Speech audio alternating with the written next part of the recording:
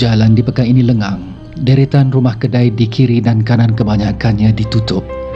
Ada juga yang telah ditinggalkan uzur. Sesetengah dari rumah kedai di pekan ini masih berpenghuni, namun keadaannya begitu lusuh. Mengapa jadi begitu? Jangan ke mana-mana, teruskan menonton.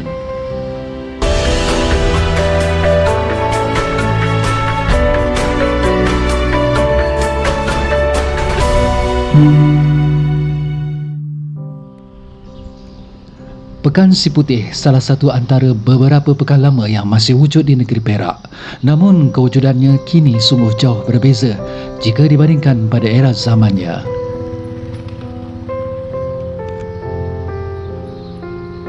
Pekan Si Putih terletak 7 km daripada Bandar Batu Gajah dan mengambil masa perjalanan lebih kurang 10 minit ke destinasi.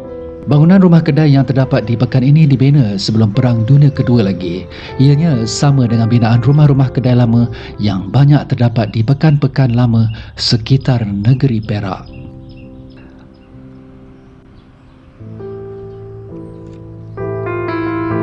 Apabila berada di Pekan Si Putih ini, kita akan merasai aura klasik begitu kuat sekali walaupun hiruk pikuknya sudah lama berlalu pergi. Kewujudan Pekan Si Putih juga saling berhubung kait dengan perkembangan aktiviti perlombongan biji timah yang sememangnya menjadi hasil utama negeri Perak suatu ketika dahulu. Sayangnya, selepas saja perusahaan biji timah mulai merosot, maka beberapa pekan yang suatu ketika dahulu menjadi tumpuan manusia mula hilang seri dan peranannya. Pekan Si Putih juga tidak terkecuali. Rata-rata banyak pekan-pekan kecil seperti Pekan Beruas, Pekan Pusing, Pekan Teronoh, Pekan Papan, Pekan Si Putih dan beberapa lagi pekan lain di sekitar negeri Perak yang dahulunya adalah sebuah pekan yang maju. Namun hari ini pekan-pekan itu agak jauh ketinggalan daripada pekan maju yang lain. Pekan ini kedudukannya yang tersorok di tepi persimpangan bagaikan menanti hari ajalnya pada hari-hari yang mendatang.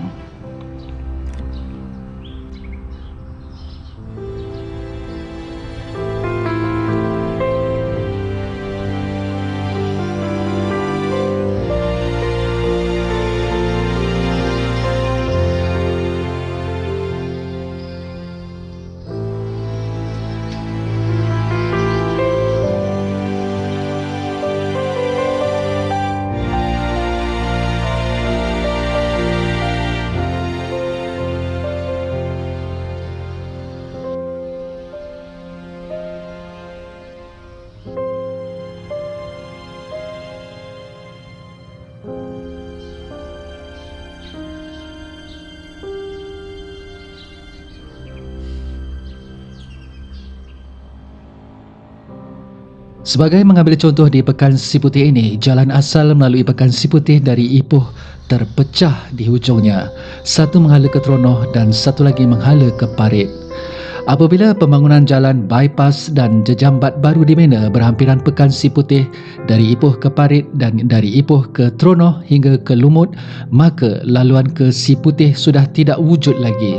Atas sebab itu, Pekan Si Putih menjadi pekan hidup segan mati tak mau.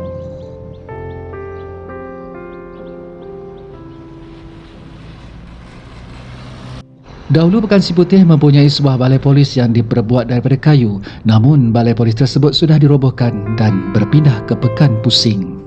Menariknya, Pekan dan Balai Polis Putih ini pernah menjadi lokasi set penggambaran filem sejarah Paloh pada tahun 2002 arahan Adman Saleh. Saya tahu dia dekat mana sekarang. Dia mesti akan pergi ke mana saja yang boleh mengembalikan balik kenangan untuk diri dia. 现在全部的新同志要送到泰国边境接受作战训练，增强我们的实力。Terima kasih, Bapak. Kata saya guru, nanti ketinggalan kereta api pula. Singgah kedai dulu. Tengah kau dah habis. Ya saya pergi. Ya, Guru. Apa yang patut mereka lakukan? Jangan tafsirkan amal ma'ruf nahi munkar itu hanya tugas di 3 sembahyang saja.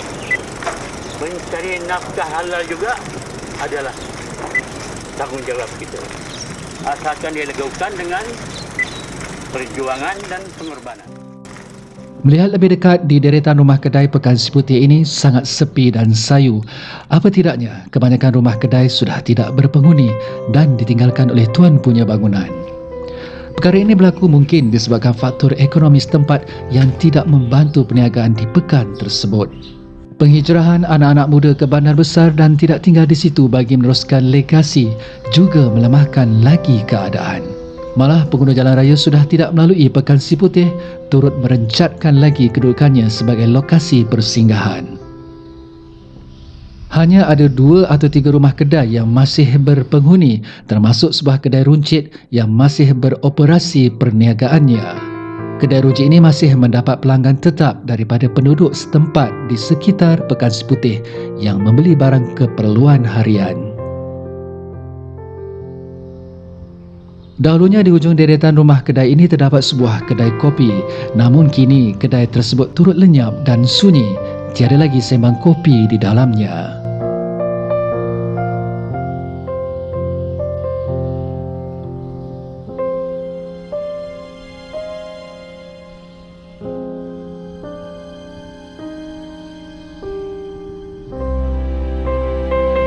Menjengah ke dalam rumah kedai, apa yang dapat dilihat hanyalah tinggalan dan sisa-sisa milik penghuni lama terbiar begitu saja. Lantai, tangga dan dinding kayu kian mereput di mamah usia. Panas hujan menambahkan lagi dampak kepada kerosakan yang sangat kritikal.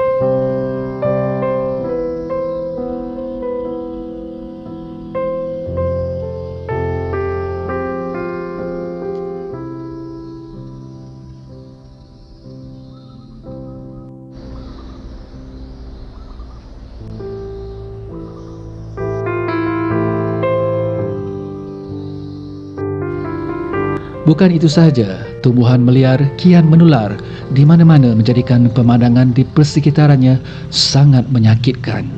Sayang sekali bangunan warisan seperti ini tidak dilestari dan dikekalkan, bukan sahaja untuk Pekan Siputih.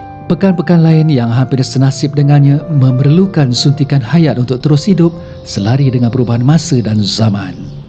Mungkin ada buah fikiran atau jalan penyelesaian yang dapat menghidupkan kembali pekan-pekan lama seperti ini untuk terus gagah berdiri dan tidak dibiarkan menyembah bumi kerana ianya adalah warisan sejarah untuk tatapan generasi akan datang.